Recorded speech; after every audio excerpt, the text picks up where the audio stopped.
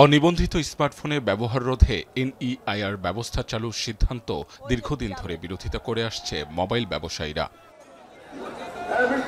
Mobile business community বাংলাদেশের আহ্বানে রোববার সকাল থেকেই বিভিন্ন শপিং মলের মোবাইল ব্যবসায়ী ও দোকানের কর্মচারীরা আগারগাঁও বিটিআরসি ভবনের সামনে প্ল্যাকার্ড ও ব্যানার হাতে ভিড় করতে শুরু করে।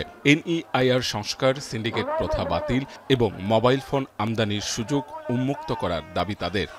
18 কিংবা 19 কোটি মানুষের ফোন ব্যবসাটা তারা এককভাবে নিয়ন্ত্রণ করতে যাচ্ছে। শুধুমাত্র 9টা কোম্পানির জন্য আমাদের মতো ক্ষুদ্র যারা ব্যবসায়ী আছে, যা মাঝারি টাইপের যারা ব্যবসায়ী আছে, সবার ব্যবসা নষ্ট হয়ে যাচ্ছে। লোকজন এখানে ব্যবসা করে, তারা বেকার হয়ে গেলে বাংলাদেশের আইন শৃঙ্খলা পরিস্থিতিটা কোথায় যাবে? এনইআইআরকে আমরা ওয়েলকাম জানাই, বাট এই এনইআইআরটাকে অবশ্যই সরকার সংস্কার করে কার্যকর করতে হবে। দুপুরে বিটিআরসি চেয়ারম্যানের সাথে বৈঠকে বসেন মোবাইল ব্যবসায়ীদের একটি প্রতিনিধি দল। বৈঠকে সমাধান না আসায় বিটিআরসি ভবনের সামনের রাস্তা অবরোধ করেন ব্যবসায়ীরা। সন্ধ্যায় এনবিআর, বিটিআরসি ও বাণিজ্য মন্ত্রণালয়ের প্রতিনিধিদের সাথে পুনরায় বৈঠকে বসেন মোবাইল ব্যবসায়ীদের প্রতিনিধি দল। প্রায় 3 ঘণ্টার বৈঠক শেষে সংস্থাগুলোর আশ্বাসে নেতারা বিটিআরসি ব্লকেট কর্মসূচি প্রত্যাহার করে নেন।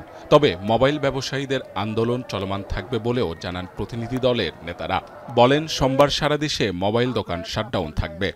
এই ট্যাক্স কমানোর জন্য বিটিআরসির চেয়ারম্যান সাহেব ডাক ও টেলিযোগাযোগে কথা বলেছে, এনবিআর এর সাথে কথা বলেছে,